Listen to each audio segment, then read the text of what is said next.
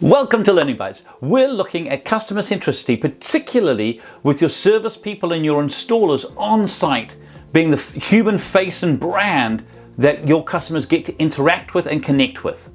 Now, inevitably, when you're on site, whether you're installing something, changing something, improving something, you will come across problems. The way that you manage those problems, the way that your people manage those problems on site is often what separates good companies from great companies. And we want to train our team to be great at managing the hiccups that inevitably come whenever we're working on site. As a business, I encourage you to equip your team with the understanding that they've got your full backing when they're on site, that when problems come up, they have the training that they need, the back office support, the head office support to do what they know they need to do in the moment.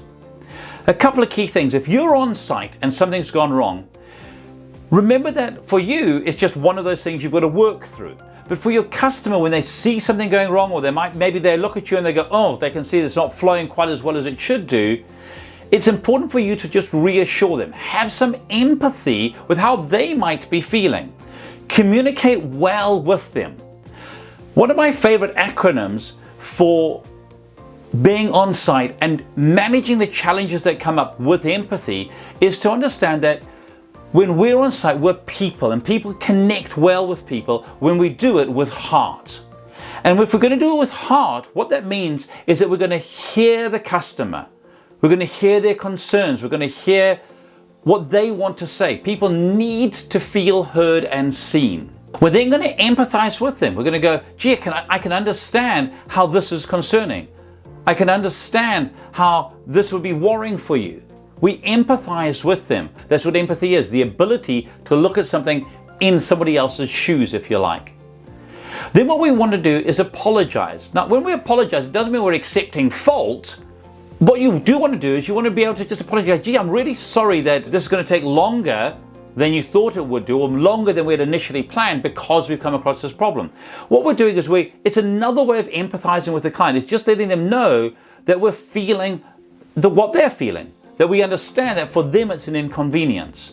It helps people to realize that we actually care.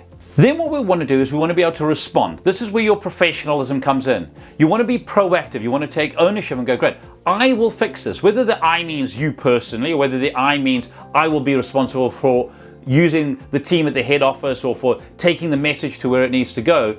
Respond in a way that gives confidence to the customer, that they know that they've hired the right team, that they've got the right person on site.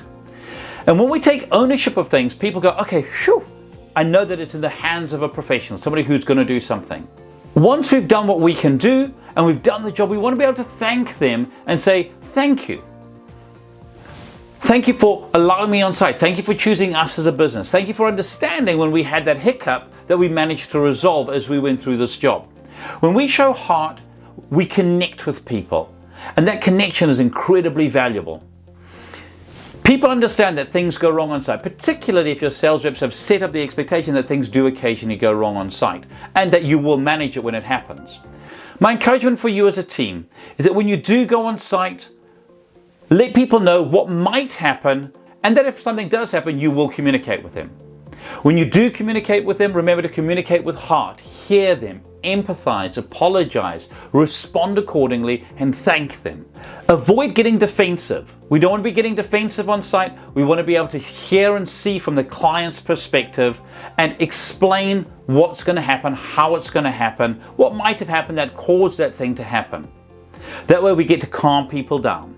And as a team, remember to work on leaving customers feeling great. If people feel like you've done a great job, even through the hiccups, they will be very loyal to you, they'll be far more likely to refer you and have you back again.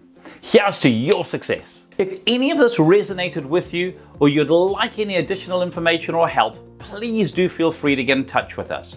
Our website is www.thinkrite.co.nz, or email mike@thinkrite.co.nz, or feel free to give me a call 0272 987 523.